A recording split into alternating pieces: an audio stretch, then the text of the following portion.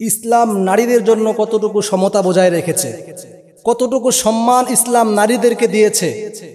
এই নারীরা যদি বুঝতো যে ইসলাম তাদেরকে কতটুকু সম্মান দিয়েছে, তাহলে আমাদের মায়েরা, আমাদের বোনেরা এই বাজারের মধ্যে খোলাভাবে যেত না।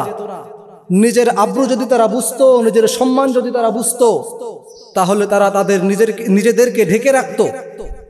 নবী আলাইহিস সালাতু ওয়াস সালাম হাদিসের মধ্যে বলেছে, আল জান্নাতু তাহতা আকদামিল উম্মাহাত, যে হে দুনিয়ার মানুষেরা, তোমাদের মায়েদের পায়ের নিচে তোমাদের জান্নাত।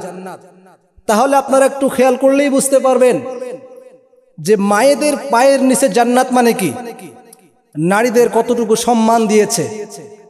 দুনিয়ার জমিনে যে সমস্ত মানুষেরা নারী অধিকার নিয়ে চলে, আপনি তাদেরকে বলবেন তারা নারীদের পুঙ্খানুভাবে অধিকার তাদের হাতে ফিরিয়ে দিতে পারবে না। নারীদের যদি অধিকার দিয়েই থাকে তাহলে একমাত্র ইসলাম দিয়েছে। দুনিয়ার কথিত কোনো নারীবাজরা নারীদেরকে ইসলামের ছায়াতলের মতো শান্তিতে তাদের যে অধিকার, এই ন্যায্য অধিকার তারা কখনোই বুঝিয়ে দিতে পারবে না। আমাদের মায়েদের জন্যে ইসলামে যে সমস্ত মায়েরা ইসলামপন্থী হবে বা যারা দ্বীনের উপরে চলবে, এ সমস্ত নারীরা, আমরা হয়তোবা মনে করি যদি ইসলাম রাষ্ট্র ক্ষমতায় চলে আসে, হুজুরেরা রাষ্ট্র ক্ষমতায় চলে আসে, মনে হবে যে নারীদেরকে মনে হয় প্যাকেট বানায়া ঘরের মধ্যে রাখবে, নারীরা মনে হয় আর কোথাও বের হতে পারবে না। তাহলে আমাদের নারীরা কি করবে? সারাদিন তো একটা নারী ঘরের ভিতরে থাকতে পারবে না। ইসলাম আপনার নারীকে, আপনার মায়েদেরকে, আপনার বোনদেরকে এরকম কষ্টে কখনো ফেলবে না। আপনার নারী, আপনার মহিলা মা বোনদেরকে কখনো প্যাকেট বানায় রাখবে না। হ্যাঁ, নারীরা তাদের দরকারে বাসার থেকে বের হয়ে যেতে পারবে, তবে এখানে কারণ আছে। আমাদের মায়েরা, আমাদের বোনেরা 3 কারণে বাসার থেকে বের হয়ে যেতে পারবে। কারণ 3টির একটি হলো দ্বীনি কারণ। মহিলা মা বোনদের জন্যে বিভিন্ন মাসআলা মাসাইল আছে। তারা এই মাসআলা মাসাইল কোথা থেকে শিখবে? মাসআলা শেখার জন্য তাদেরকে বাইরে যেতে হবে। অনেক মায়েরা আছে সহিভাবে কোরআন পড়তে পারে না। এই মায়েরা তাহলে ঘরে বসে থাকবে, মূর্খ হয়ে থাকবে, পড়াশোনায় যাবে না, শিক্ষা সেবায় যাবে না, চাকরি পেশায় যাবে না, তারা কি অফিস আদালতে যাবে না?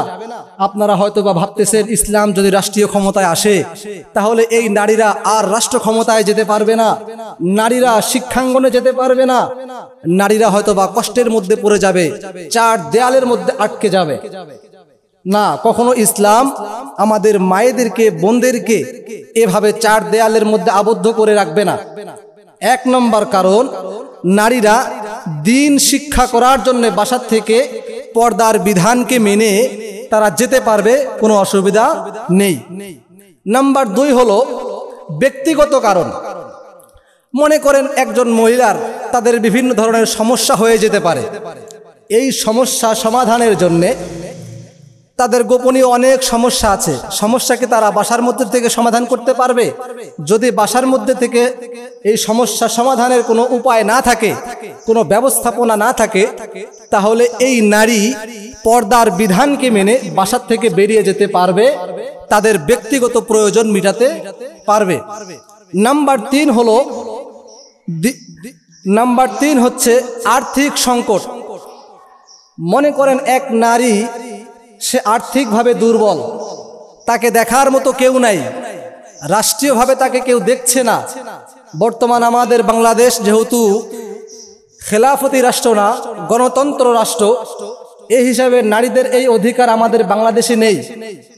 এখন যদি এই ব্যবস্থা না থাকে তাহলে নারী কি না খেয়ে ঘরের মধ্যে মরে যাবে? ইসলাম ওই নারীকে না খেয়ে ঘরের মধ্যে মরতে দিবে না।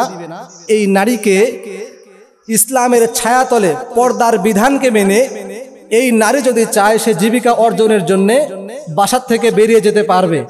এজন্য আমাদের যাদের মাইন্ডে আছে যে ইসলাম ক্ষমতায় আসলে আমরা আমাদের মায়েদেরকে প্যাকেট করে ফেলবো, তাদের এই ধারণা আজকে থেকে আমরা চেঞ্জ করে ফেলবো। আমাদের এখন চিন্তা ফিকির করতে হবে, আমাদের এই মায়েরা যদি ইসলামের ছায়াতলে আসে তাহলে তারা জিনা থেকে দূরে থাকবে, বেবিচার থেকে দূরে থাকবে, অন্যায় থেকে দূরে থাকবে, তারা তাদের নিজের আব্রু ফিরে পাবে, নিজের সম্মান ফিরে পাবে, নিজেদের মর্যাদা ফিরে পাবে। তারা নিজেদেরকে বুঝতে শিখবে। এক পর্যায়ে তারা ইসলাম ছাড়া আর কোনো কিছুই মানতে চাইবে না।